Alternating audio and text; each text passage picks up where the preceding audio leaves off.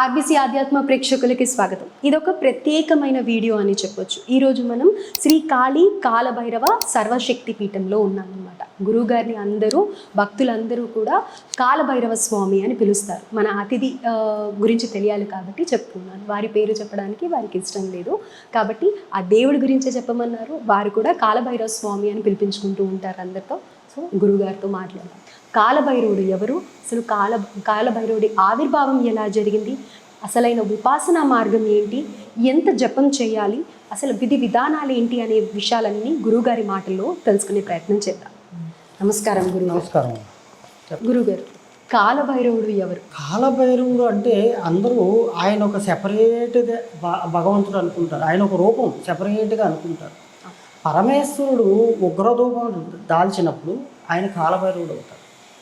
కాలభైరవుడు అంటే దుష్ట సంహారం చేయడానికి పరమేశ్వరుడు అవతరించిన ఒక రూపం కాలభైరవుడు. అంటే కాలభైరవుడు ఎవరు అంటే బాగా అర్థమయ్యేటట్టు చెప్పుకోవాలంటే మనం ఎప్పుడు శివుడిని శివలింగాకారంలో చూస్తూ ఉంటాం. శివలింగాకారం మరి భక్తులకి ఎప్పుడు అదే ఆకారంలో చూస్తే వాళ్ళు కూడా ఎప్పుడు నేను ఇలాగే చూస్తున్నాను, నాకు మనిషాకారంలో కనపడమని ఎవరైనా అడిగితే ఆయన మానవ రూపంలో అవతరించినటువంటి పరమేశ్వరుడి యొక్క స్వరూపమే కాలభైరవుడు. కాలభైరవుడు అంటే ఎవరో ఒక వేరే దైవం అని మనం ఎప్పుడు అనుకోకూడదు. పరమేశ్వరుడే కాలభైరవుడు. అందుకే పరమేశ్వరుడు యొక్క సంపూర్ణ స్వరూపం కాలభైరవుడు అంటాం. ఆవిర్భావం ఎలా జరిగింది అంటే బ్రహ్మ విష్ణువులు తత్వాన్ని తెలుసుకోవడం కోసం, లోకాన్ని అంతం తెలుసుకోవడం కోసం నేను నీకన్నా గొప్ప నాకన్నా గొప్ప అని చెప్పి ఇద్దరు అహంకారం అలముకున్న రోజున వాళ్ళిద్దరూ తగువ పడుతుంటే ఆ తగువ తీర్చుకోవడానికి పరమేశ్వరుడి దగ్గరికి వెళ్తారు. వాళ్ళు పరమేశ్వరుడు అంటాడు, ఈ లోకానికి అంతం ఏదో ఆది ఏదో తెలుసుకుంటారండి. ఎవరు అంతం ఆది తెలుసుకుంటారో వాళ్ళే గొప్పవారు అని చెప్పి ఒక చిన్న పరీక్ష పెడతాడు. అలా బ్రహ్మ పాతాళానికి వెళ్తే విష్ణు అనంత లోకానికి వెళ్తూ ఉంటాడు. వెళ్తున్నప్పుడు అలా ప్రయాణం చేస్తున్నప్పుడు బ్రహ్మ అలసిపోయి ఏదో ఒక రకంగా నేను అంతాన్ని చూశానని చెప్పి చెప్పాలనే ఉద్దేశంతో కొన్ని అబద్ధాలు ఆడిస్తాడు. గోవు చేత, కేతకి పుష్పం చేత, ఇలాంటి వాటి. అది తెలిసిన పరమేశ్వరుడు శపిస్తాడు ఆయన. ఆ పరమేశ్వరుడు శపించినప్పుడు ఆయన అహంకారంతో నేనే గొప్పవాడిని ఎప్పుడైతే భావిస్తాడో ఆయనకి పూజలు లేకుండా ఉండాలని భావిస్తాడు. ఆ చతుర్ముఖ బ్రహ్మ ఏం చేస్తాడంటే ఆయన అహంకారంతో అప్పటికి కూడా ఆయన అహంకారం తీరక ఏం చేస్తాడంటే నేను ఈ సృష్టికి కారకుండని చెప్పి ఆయన ప్రచారం చేస్తూ ఉంటాడు. అప్పుడు పరమేశ్వరుడి యొక్క ఉగ్ర రూపం బయటకు వస్తుంది. ఆయనే భైరవుడు. ఆయన వచ్చి ఏం చేస్తాడు, పరమేశ్వరుడు ఆజ్ఞతోటి వెళ్ళి బ్రహ్మ యొక్క 5వ ముఖాన్ని తుంచివేస్తాడు. ఆ తుంచివేసినప్పుడు ఏమవుతుంది, బ్రహ్మ ఎవరు, బ్రాహ్మణుడు. బ్రహ్మహత్యా మహాపాతకం చేత ఆ శిరస్సు ఆయన చేతిని వదిలిపెట్టదు. అయితే బ్రహ్మహత్యా పాతకం అనేది ఇక్కడి నుంచే ఇలానే జరిగిందని అంటారా? అది ఇక్కడి నుంచే మొదలైంది. ఆ బ్రహ్మ కపాలాన్ని వదులుచుకోవడం కోసం ఆయన అన్ని క్షేత్రాలకి తిరుగుతూ ఉంటాడు. అది బ్రహ్మ కపాలంలో వదులుతుంది. అందుకే మనం బ్రహ్మ కపాలంలో పితృ మోక్షం కోసం, పితృల యొక్క ఇది తృప్తి కోసం మనం అక్కడ పిండ ప్రదానాలు చేయాలని శాస్త్రం చెప్తోంది.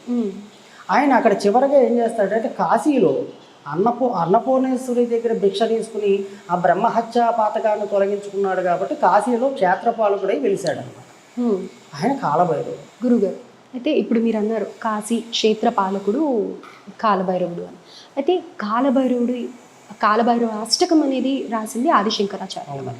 ఆదిశంకరాచార్యుల వారికి కాలభైరవుడికి కాశీ క్షేత్రానికి సంబంధం ఏంటి? ఆదిశంకరాచార్యులు వారు మానవ రూపంలో జన్మించిన సాక్షాత్తు పరమేశ్వరుడు. అర్థమైంది. జనులు వారి కర్మల చేత, గ్రహపీడల చేత ఆ కాలంలో చాలామంది, ఇప్పుడు ఈ కాలంలో కూడా ఏ కాలంలో అయినా ఈ గ్రహపీడకి జపం చేసుకోండి, ఈ గ్రహపీడలకి ఈ పూజలు చేసుకోండి, ఈ హోమాలు చేసుకోండి అని చెప్తూ ఉంటారు. అయితే ఆర్థికంగా పరిపుష్టంగా ఉన్న వాళ్ళు చేసుకోగలుగుతారు, లేని వాళ్ళు చేయలేని పరిస్థితులు ఉంటారు, పేదవాళ్ళు.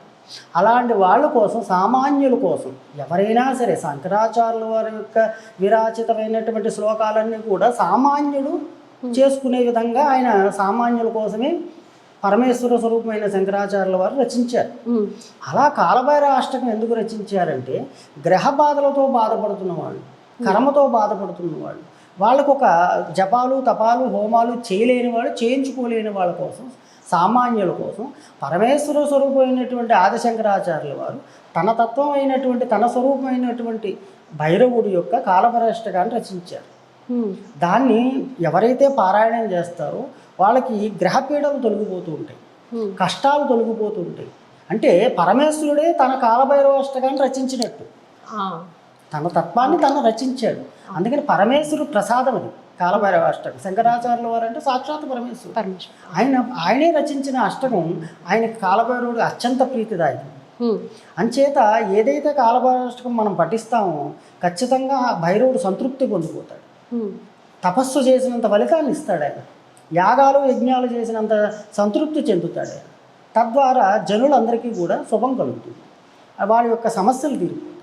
అంచేత ఎవరైనా కానీ కష్టము బాధ శత్రుబాధలు ఉన్నవాళ్ళు ఉదయం సాయంత్రం కాలభైరవాష్టకం చదువుకోవడం, నువ్వులు దీపం వెలిగించి భైరవాష్టకం చదువుకుని కుక్కలకు ఆహారం పెట్టడం అనేది స్వామివారికి ప్రీతి.